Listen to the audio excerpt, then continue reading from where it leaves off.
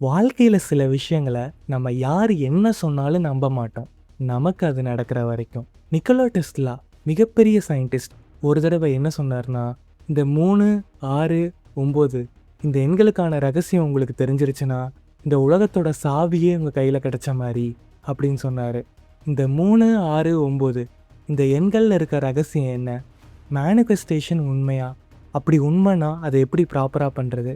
இதைத்தான் நம்ம டீட்டெயில்டாக இந்த வீடியோவில் பார்க்க போகிறோம். வாங்க வீடியோக்குள்ளே போகலாம்.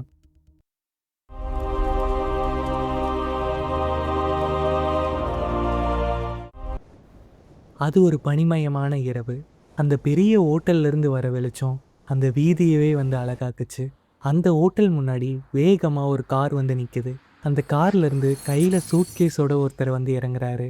இறங்கி அந்த ஓட்டல் பில்டிங்கை பார்த்து அவர் நேராக உள்ளதான் போவார்னு பார்த்தா அந்த ஓட்டலையே ஒரு தடவை சுற்றி வராரு. ஒரு தடவை இல்லை, 3 தடவை சுற்றி வராரு. 3 தடவை அந்த ஓட்டலை சுற்றி வந்ததுக்கப்புறம் நேராக உள்ளே போகிறாரு. உள்ளே போய் ரிசப்ஷனில் 333 இந்த எண் கொண்ட அறையை கேட்குறாரு. அங்கே சுற்றி இருக்க எல்லாரும் இவரை ஒரு மாதிரி பார்த்தாங்க. என்ன ஒரு மனநலம் பாதிக்கப்பட்டவர் மாதிரி நடந்துக்கிறாருன்னு தோணும். ஆனால் அங்கே வந்தது மனநலம் பாதிக்கப்பட்ட நபர் இல்லை, உலகத்தின் மிகப்பெரிய சயின்டிஸ்டில் ஒருத்தரான நிக்கோலா டெஸ்லா. இப்போ நம்ம யூஸ் பண்ணுற எலக்ட்ரிசிட்டி, எக்ஸ்ரே இந்த மாதிரி பல கண்டுபிடிப்புகளுக்கு ஆணிவேராக இருந்த நிக்கோலா டெஸ்லாவே தான்.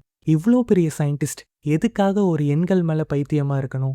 அந்த காலத்தில் வாழ்ந்த சில பேர் என்ன சொல்கிறாங்கன்னா, அவருக்கு ஓசிடி பிரச்சனை இருக்குது, அதனால தான் இந்த மாதிரி நடந்துக்கிறாரு. இன்னும் சிலரோ அப்படி ஓசிடி பிரச்சனை இருந்தால் எண்கள் மேலே மட்டும் ஏன் இவ்வளோ கவனம் செலுத்தணும், இதில் வேற ஏதோ காரணம் இருக்குன்னு நம்பினாங்க.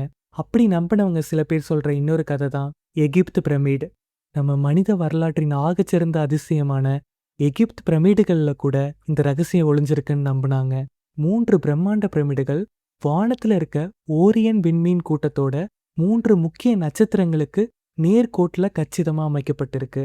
அது மட்டும் இல்லாமல் அந்த பிரமிடுகளின் கணித அமைப்பை ஆராய்ந்து பார்த்தா பிரபஞ்சத்தின் எல்லையற்ற ஆற்றலை இருக்கக்கூடிய 3, 6, 9 என்ற எண்களின் வடிவியல் கோட்பாடு அங்கே பயன்படுத்தப்பட்டிருக்கு. வரலாற்று காலத்திலேயே இந்த எண்கள் மீது தனி கவனம் செலுத்தினாங்க. நிறைய பேர் இதை பிரபஞ்சத்தின் ஆற்றலை நமக்கு கொண்டு சேர்க்கிற ஒரு சாவியாகவே இதை பார்த்தாங்க. டெஸ்லா கண்டுபிடிச்ச இந்த 3, 6, 9 அலைவரிசையும் மாடர்ன் சைக்காலஜியோட 17 செகண்ட் ரூலையும் சேர்த்து தான் தற்கால ஆராய்ச்சியாளர்கள் 3, 6, 9 மெத்தடை உருவாக்குனாங்க. விஞ்ஞானபூர்வமாக நீங்கள் உங்களோட ஒரு லட்சியத்தை எந்த ஒரு எதிர்மறை எண்ணமும் இல்லாமல் முழு உணர்வோடு சரியாக 17 வினாடிகள் மனசில் நினச்சிங்கன்னா அந்த எண்ணம் உங்களோட மூளையில் ஒரு புதிய நியூரானை உருவாக்கும். அதை அப்படியே 68 வினாடிகள் நீங்கள் நீட்டிக்கும் போது உங்கள் ஆள் மனசு அதை உங்களோட நிஜ வாழ்க்கையாக மாற்றுறதுக்கான வேலையை ஆரம்பிச்சிடும். ஓகேங்க, இப்போ இந்த 3, 6, 9 இந்த மெத்தடை எப்படி ஃபாலோ பண்ணுறதுன்னு பார்க்கலாம். இதை ஃபாலோ பண்ணுறதுக்கு முக்கியமாக நமக்கு ஒன்று தேவை, அஃபர்மேஷன். அஃபர்மேஷனுங்கிறது ஒன்றும் இல்லைங்க, உங்களோட கோல் எதுவாக வேணால் இருக்கலாம். அதில் ஒரே ஒரு கோலை மட்டும் சூஸ் பண்ணிவிட்டு அது ஆல்ரெடி உங்களுக்கு நடந்த மாதிரி ஒரு 2 வரியில் நம்ம எழுத போகிறோம். அதைத்தான் அஃபர்மேஷன் சொல்லுவோம்.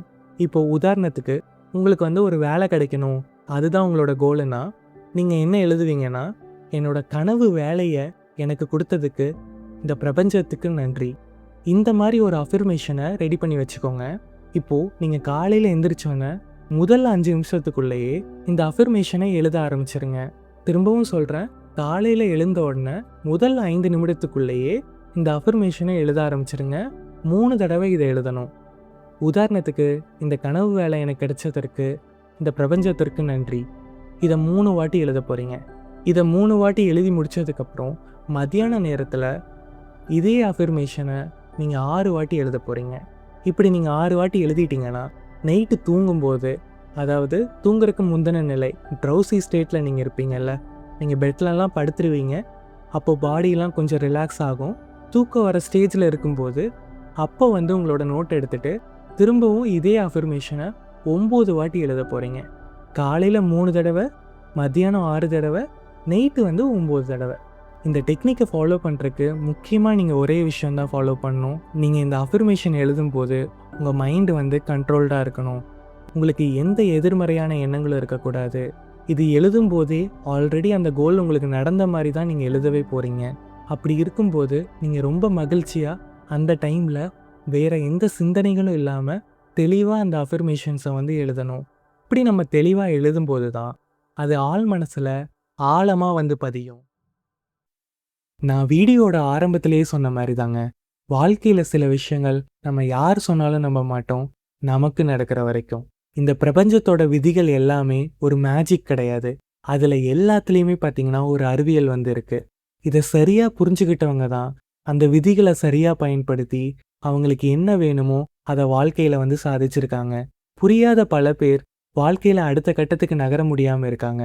அதனால தான் பார்த்தீங்கன்னா இந்த உலகத்துல 80% சொத்துக்கள் வெறும் 20% பேர்கிட்ட தான் இருக்கு. சரி, இவ்ளோ சொல்றியே, நீ இந்த டெக்னிக்கை ஃபாலோ பண்ணியிருக்கியான்னு கேட்டிங்கன்னா, ஆமாங்க.